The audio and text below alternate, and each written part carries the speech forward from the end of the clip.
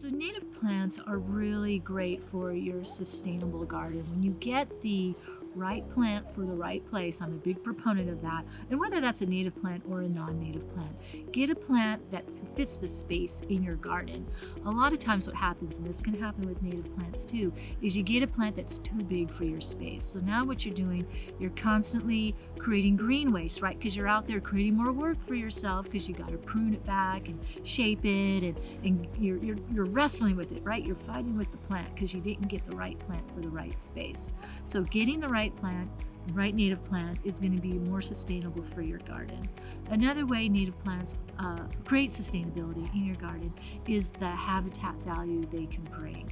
Almost all native plants have some value either for birds, bees, butterflies, so they're great for supporting the local ecology around your home.